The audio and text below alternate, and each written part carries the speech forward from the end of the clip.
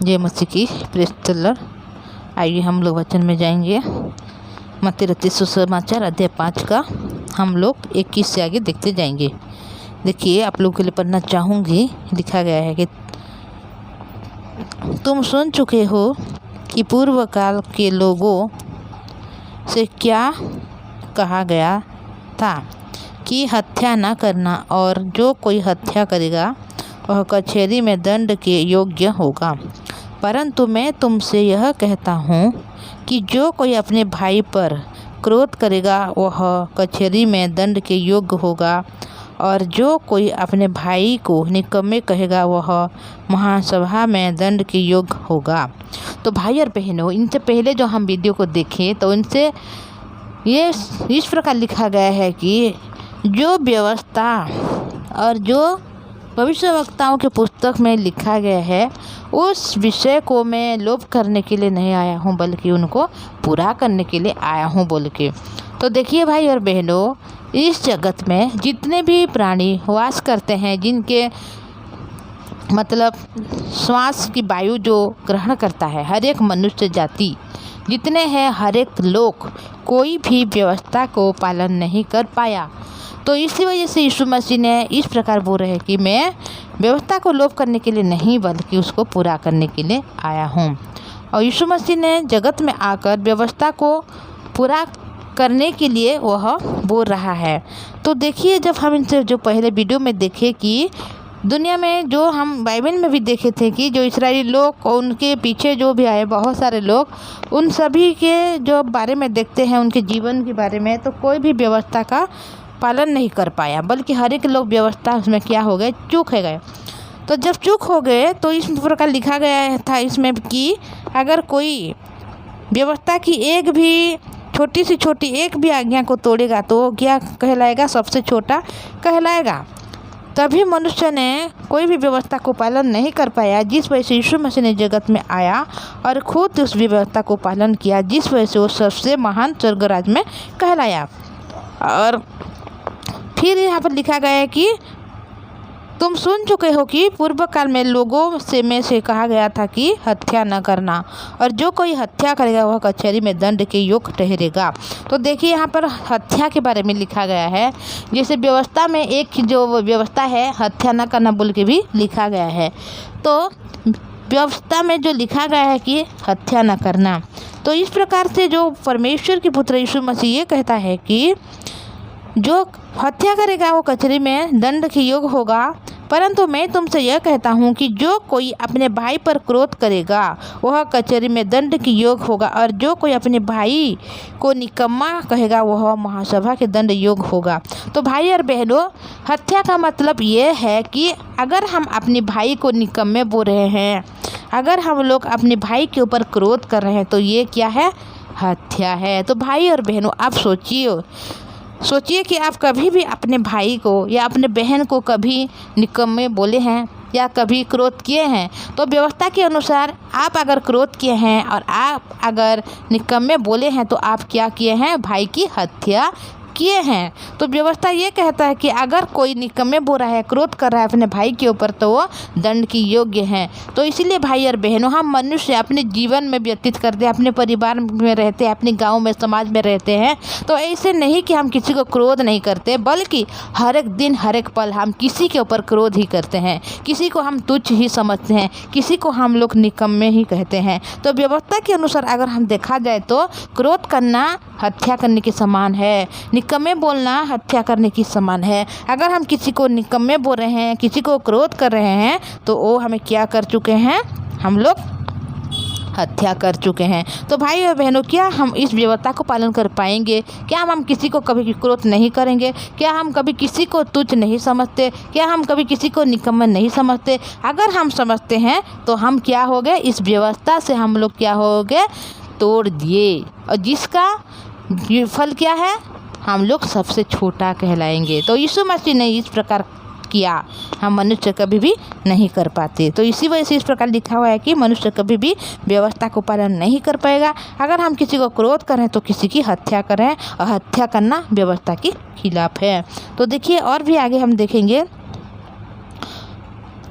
और जो कोई अपने भाई को निकम्मा कहेगा वह महासभा में दंड के योग्य होगा, और जो कोई कहे अरे मूर्ख वह नरक की आग के दंड के योग्य होगा। इसलिए यदि तू अपने भेंट वेदी पर लाए और वहाँ तू स्मरण करें कि तेरे भाई के मन में तेरे लिए कुछ विरोध है, तो अपनी भेंट वही भेंट वेदी के सामने छोड़ दे और जाकर पहले अपने भाई के मेल मिलाप कर और तब आकर अपनी भेंट चढ़ा।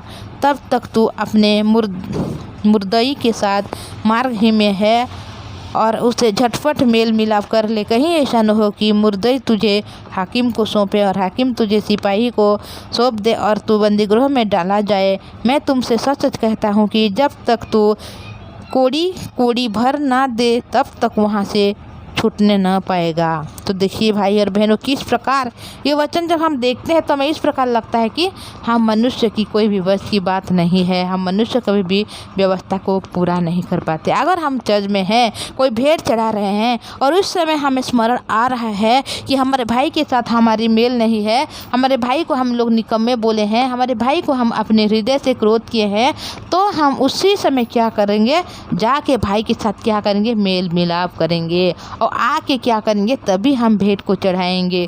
अगर हम वैसे नहीं करेंगे तो क्या होगा, हमें कचहरी में डाला जाएगा या कोई हाकिम से डालेगा या कोई हमें इस प्रकार से और भी जो ऊपर तेज है उस प्रकार ऊपर से डालेगा। तो सोच लीजिए भाई और बहनों, अगर आपने अपने भाई को क्रोध किए, निकम्मे बोले, तुच्छ समझे हैं और अगर आपने चर्च को गए हैं या कहीं भी जगह हैं जहाँ पर आप भेंट दे रहे हैं, उसी समय आपको पता चल रहा है कि आपने अपने भाई के साथ क्रोध किए हैं, निकम्मे बोले हैं और एक व्यवस्था को आपने तोड़ दिया है जो हत्या करना, क्योंकि क्रोध करना और निकम्मे बोलना हत्या के समान है। तो अगर आप उसी समय अपने भाई के पास जा रहे हैं उसके साथ क्या करने के लिए, मेल करने के लिए, सोच लीजिए कि आपके भाई उस समय जिस जगह में था उस जगह में नहीं है, मतलब आपके घर में भाई नहीं है, कहाँ गई है या उसके कोई भी मतलब बड़ी काम आ गया तो वो बहुत ज़्यादा बाहर देश में चला गया है, तो क्या करेंगे भाई और बहनों उस समय। आप सोच लीजिए, अगर आप भाई से मेल नहीं करेंगे, अगर भाई के साथ आपका मेल मिलाप नहीं होगा तो आप क्या करेंगे, एक आज्ञा को आपने तोड़ा है, एक व्यवस्था को तोड़ा है जो हत्या न करना बोल के लिखा गया है। आपने अपने हृदय में भाई को हत्या कर चुकी है। इसी वजह से आपके अगर मेल मिलाप नहीं होगा तो आप स्वर्ग राज्य की अधिकारी नहीं बन पाते। तो क्या करेंगे उस समय भाई और बहनों, नहीं कर पाएंगे आप मेल मिलाप। तो इसी वजह से अब सोचिए, एक बात में हम कभी भी व्यवस्था को पालन नहीं कर पाएंगे, क्योंकि अगर हम किसी को क्रोध नहीं करते, किसी के प्रति हम तुच्छ नहीं समझ रहे हैं, किसी को निकम्मे नहीं बोल रहे हैं, तो हम मनुष्य ही नहीं है, क्योंकि मनुष्य के हृदय में कोई भी अच्छी वस्तु वास नहीं करता। जिस प्रकार उत्पत्ति का पुस्तक अध्याय 6:5 में लिखा है कि मनुष्य के हृदय से कोई भी अच्छी, मतलब मनुष्य के मन में केवल बुरा ही निकलता है, निरंतर बुरा ही निकलता है बोल के लिखा गया। जब परमेश्वर ने पृथ्वी को देख रहे हैं तो मनुष्य के हृदय में क्या देख रहे हैं, बुराई देख रहे हैं। तो हम मनुष्य के हृदय में अगर बुराई छिपी हुई है तो हम कब किसी को प्रेम कर सकते हैं, तो कब किसी को हम अनुग्रह दे सकते हैं, कब हम किसी की हेल्प कर सकते हैं। नहीं भाई और बहनों, चाहे हमारे खुद की भाई क्यों ना हो, चाहे हमारे माँ हो या पापा हो, चाहे हमारी बेटी हो या बेटे हो, इस समय ऐसा होता है, एक बार ऐसे होता है कि हम नहीं चाहने से भी क्रोध करते हैं, नहीं चाहने से भी हम तुच्छ समझते हैं, नहीं चाहने से भी हम निकम्मे समझते हैं। तो जब हम इस प्रकार करते हैं तो हम उसकी क्या करते हैं, हत्या करते हैं वचन के अनुसार। तो अगर हम लोग उस वचन के अनुसार जो आज्ञा हत्या न करना, उस आज्ञा को, उस जो व्यवस्था को हम लोग तोड़ दिए, तो हम किस प्रकार और भी व्यवस्था को पालन कर सकते हैं। तो भाई और बहनों, इसीलिए यीशु मसीह ने जगत में आया ताकि वो व्यवस्था को पूरा कर सकें, ताकि वो हर एक व्यवस्था को पूरा कर सके, स्वर्ग राज्य से सबसे महान कहलाए, ताकि उसके महानता के कारण जो धार्मिकता यीशु मसीह ने उनके जीवन में है, जो व्यवस्था को पालन करते हुए जो वो धार्मिकता को पाया हो, उस धार्मिकता को हम मनुष्य को दिए हैं, ताकि हम उस धार्मिकता, यीशु मसीह की जो धार्मिकता, जो वस्त्र को जब हम पहने हैं तभी हम लोग यीशु के तुल्य हम लोग धार्मिक हो गए हैं। यीशु ने अपनी धार्मिकता के द्वारा, अपने अनुग्रह के द्वारा ही हम मनुष्य को धार्मिक किए। यीशु मसीह सारी व्यवस्था को पालन किए, जिस वजह से आज हम लोग यीशु मसीह के अनुग्रह पा के हम हर एक व्यवस्था में हम कभी पालन नहीं कर पाते थे। यीशु मसीह पालन करने के द्वारा हर एक व्यवस्था को यीशु मसीह ने पूरा किया, जिस वजह से आज हम लोग खुद को यीशु मसीह के लहू के द्वारा धार्मिक कहलाते हैं। यीशु मसीह के अनुग्रह के द्वारा हम धार्मिक कहलाते हैं। ये यीशु मसीह ने हमें अनुग्रह से दिया है, बिना मूल्य से यीशु मसीह ने हमें दिया है। उसको केवल हम ग्रहण करें, उसको केवल हम रिसीव करें, तभी हम हर एक बातों में आगे बढ़ेंगे, हर एक बातों में हम अनुग्रह को पाएंगे और स्वर्ग राज के अधिकारी बनेंगे। तो भाई और बहनों, हर एक बात में परमेश्वर ने हमें नई नई बातों को सिखा रहे हैं, अपने अनुग्रह को दिखा रहे हैं कि किस प्रकार हम कुछ भी नहीं कर पाने से भी परमेश्वर पिता ने यीशु मसीह के रूप में इस जगत में एक मनुष्य के रूप में जन्म हुआ और सारी व्यवस्था, सारे नियम को वो पूरा करने के लिए बल्कि पूरा किया। स्वर्ग राज से सबसे महान कहलाया है। उनकी धार्मिकता के द्वारा, वो जो अनुग्रह के द्वारा हमें दिया है, हम भी धार्मिक बने, हम भी सिद्ध हो गए, हम भी पवित्र हो गए। यीशु मसीह के लहू के द्वारा हम भी अनुग्रह के द्वारा बिना मूल्य में हम धार्मिक हो गए। तो इतना बोलूँगी भाई और बहनों, आगे हम लोग हर एक बातों को धीरे धीरे करके देखेंगे और जानेंगे परमेश्वर की वचन क्या कहता है। अगर आप लोग इस चैनल में नए में आए हैं तो इस चैनल को सब्सक्राइब कीजिए, लाइक और शेयर कीजिएगा, मैं आपको विनती करती हूँ। तो भाई और बहनों, आइए हम लोग प्रार्थना में जाएंगे।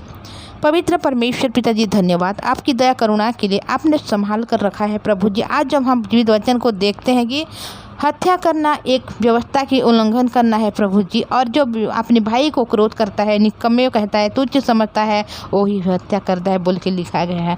हम तो मनुष्य हैं प्रभु जी, हमारे हृदय तो हमेशा बुराई ही रहता है। हम कभी भी किसी को क्रोध नहीं करके रह नहीं सकते, किसी को तुच्छ निकम्मे समझ कर रह नहीं सकते प्रभु। जो आज्ञा है, जो व्यवस्था हम उल्लंघन कर चुके हैं प्रभु जी, इसीलिए अपने यीशु को भेजा। यीशु के द्वारा आपने हर एक व्यवस्था को पूरा किया और उनके पूरा करने के द्वारा उस अनुग्रह को यीशु मसीह ने हमें दिया, उस धार्मिकता को यीशु मसीह ने हमें दिया, और आज यीशु मसीह ने हमें स्वर्ग राज की बारिश बनाए प्रभु जी। इसीलिए धन्यवाद करती हूँ प्रभु जी। जो भाई और बहन इस वचन को सुन रहे हैं, उनको आशीष और दया दीजिए प्रभु जी। उनके जीवन में इस वचन को पिता इस प्रकार काम में दीजिए प्रभु जी कि उन लोग विश्वास के साथ आगे बढ़ें। हर एक दिन आपकी जीवित वचन को सुनते हुए प्रभु जी आगे बढ़ें और विश्वास के साथ उन लोग ग्रहण करने वाले बने प्रभु जी।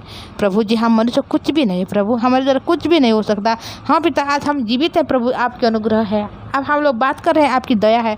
आज हम लोग सुन पा रहे हैं, आपकी करुणा है प्रभु जी।